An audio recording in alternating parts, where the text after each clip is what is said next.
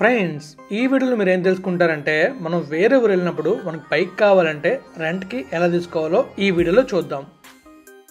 Hello friends, welcome back to our channel.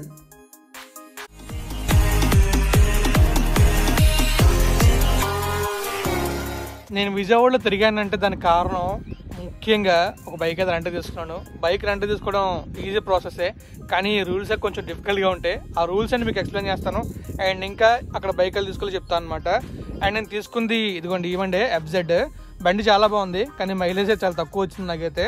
And మీకు complete details చెప్తాను అనమాట, bike ఎలా బుక్ చేసుకోవాలి అండ్ ఇంకా మీరు వేరే ఊరు నుంచి వస్తే మీకు ఎలాంటి ప్రూఫ్లు కావాలి ఏం కావాలో క్లియర్ కట్గా చెప్తాను ఈ వీడియోలో అయితే. ఫ్రెండ్స్, మరి మన రైడ్స్ కూడా చాలా బాగున్నాయి కదా, అండ్ మన వ్లాగ్స్ కూడా చూసేయండి.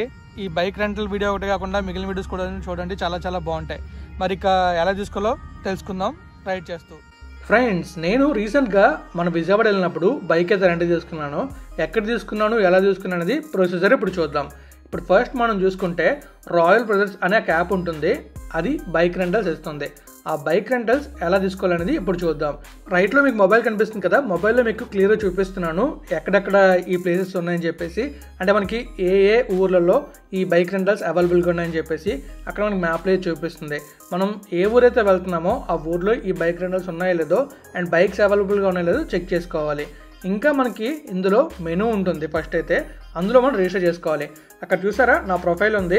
మనం ఆల్రెడీ కస్టమర్ అయితే లాగిన్ అవ్వాలి, కొత్తగా అయితే రిజిస్టర్ చేసుకోవాలి. రిజిస్ట్రేషన్ ప్రాసెస్ ఈజీనే ఉంటుంది, పెద్దగా ప్రాబ్లం ఉండదు.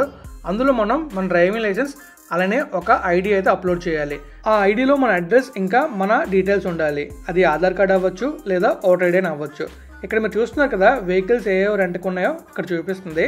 అంటే అవైలబుల్గా ఉండే వెహికల్స్ అలానే వాటి యొక్క టారిఫ్ ఎంత అమౌంట్ అవుతుంది అనేది పర్ డేకి అలానే లేదా పర్ అవర్కి. ఇంకా మనకి ఇక్కడ 7 డేస్కి 15 డేస్కి 30 డేస్ కూడా రెంట్కి ఇస్తారు. దానికి తగ్గ అమౌంట్ పే చేసి మనం వెహికల్ తీసుకోవటమే. ఇప్పుడు మనం వెహికల్ ఎలా బుక్ చేసుకోవాలో కూడా చూద్దాం. ఇప్పుడు మీరు చూస్తుంది 15 డేస్కి ఎంత అమౌంట్ అవుతుంది అనేది. అండ్ ఫైనల్గా సబ్స్క్రిప్షన్ ఉంటుంది. ఈ సబ్స్క్రిప్షన్ తీసుకున్న బెనిఫిట్ ఏంటంటే మనకి ఎప్పుడైనా వెహికల్ కావాలంటే వాళ్ళే తీసుకొచ్చి డెలివరీ ఇస్తారు. అలా మనకి ఈజీ ఉంటుంది ప్రాసెస్ అయితే. అంటే కొన్ని పర్క్స్ అనేవి యాడ్ అవుతాయి. ఇప్పుడు మనం బైక్ ఎలా బుక్ చేసుకోవాలో చూద్దాం. ఇక్కడ చూసారా బుక్ యువర్ నెక్స్ట్ రైడ్ అని ఉంది.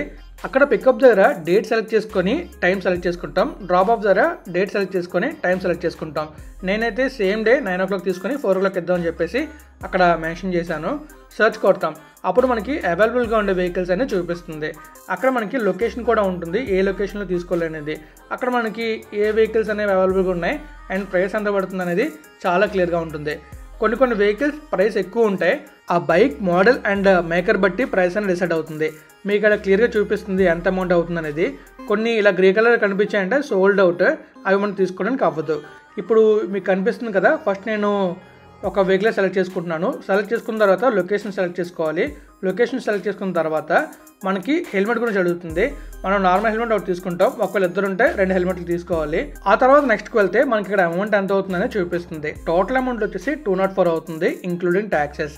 ఇది ఫ్యూల్తో అయితే కాదు, ఫ్యూల్ మనం సపరేట్గా వేయించుకోవాలి. ఓన్లీ 7 అవర్స్కి 204 రూపీస్ అయితే మనం స్పెండ్ చేస్తే ఒక స్కూటీ అయితే మనకు వస్తుంది. బైక్ కూడా తీసుకోవచ్చు, దానికి తగ్గ టారిఫ్ అయితే ఉంటుంది. ఈ ప్రాసెస్ మొత్తం కంప్లీట్ అయిన తర్వాత ప్రొసీడ్ నొక్కి అమౌంట్ పే చేసామంటే వెహికల్ బుక్ అయిపోతుంది. ఆ వెహికల్ మన కోసం ఉంటుంది. ఒక హాఫ్ అన్ అవర్ ముందు మనం వెళ్ళామంటే వెహికల్ మొత్తం చెక్ చేసుకొని టైంకి వెహికల్ తీసుకొని వెళ్ళిపోవచ్చు. వెహికల్ తీసుకునే ముందు కొన్ని చెక్స్ అయితే చేయాలి. ఆ చెక్స్ ఎలా చేయాలని కూడా చెప్తాను. అండ్ ఫైనల్గా మనమైతే వచ్చాం. PVP మాల్ దగ్గర విజయవాడలో ఉంటుంది. కరెక్ట్గా మీకు చివరిలో ఎలా వెళ్ళాలని చూపిస్తాను. ఎందుకంటే నేను ఫస్ట్ టైం వెళ్ళినప్పుడు ర్యాపిడో కూడా దగ్గరలో దింపేశాడు. అక్కడ నుంచి నేను లోపలికి వెళ్ళడం కొంచెం ఇబ్బంది అయింది, నెతుక్కున్నాను. సో మీకు అలాంటి ప్రాబ్లం లేకుండా చివరిలో నేను ఎలా వెళ్ళాలని చూపిస్తాను చాలా క్లియర్గా.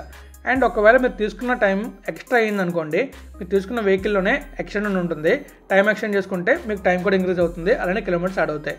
మీరు వెహికల్ తీసుకునే ముందు చాలా క్లియర్గా చెక్ చేసుకోవాలి. వెహికల్ డ్యామేజెస్ ఏమైనా ఉన్నాయా, ఎక్కడైనా పెయింట్ పోయిందా, చాలా క్లియర్గా ఫోటోలు తీసుకోవడమో లేదా వీడియో తీసుకోవడమో చాలా మంచిది. ఇక్కడ చూసారా సైలెన్సర్ దగ్గర చిన్న డ్యామేజ్ అయితే ఉంది. ఇంకా మనకి అలానే ఏమైనా డ్యామేజెస్ ఉంటే అవన్నీ క్లియర్గా తీసుకుంటే చాలా మంచిది. ఇక్కడ చూసారా గీతలు అయితే ఉన్నాయి, ఈ గీతలను కూడా మనం కవర్ చేయాలి.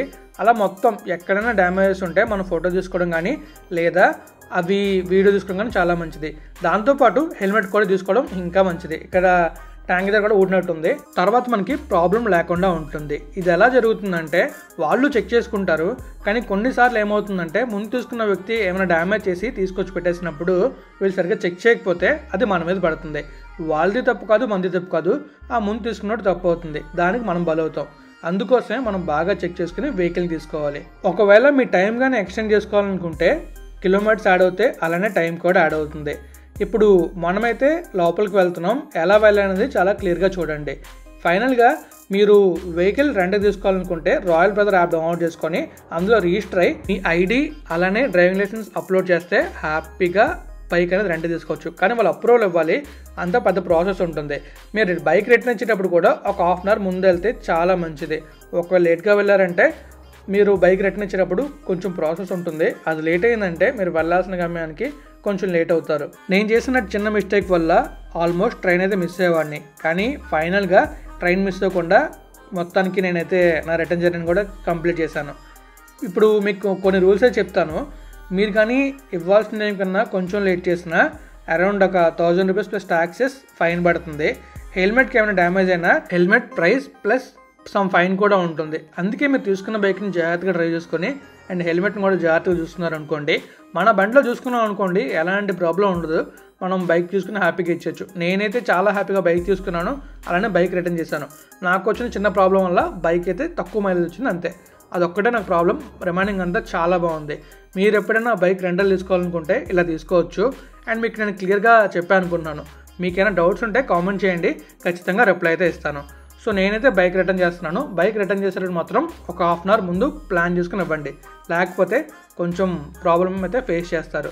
మరి ఇంకా మీకు నేను క్లియర్గా చెప్పాను అనుకుంటున్నాను బైక్ రెంటల్ గురించి, అండ్ ప్లేస్ కూడా చూపించాను అనుకుంటున్నాను. ఇదైతే విజయవాడలో bike rental. And finally video నేనైతే ఎండ్ చేస్తున్నాను. వీడియో అయితే లైక్ చేయండి, మీ ఫ్రెండ్స్ మళ్ళీ షేర్ చేయండి, అండ్ మన ఛానల్ సబ్స్క్రైబ్ చేసేయండి. And always have a safe and happy drive. Thank you, take care, have a nice day.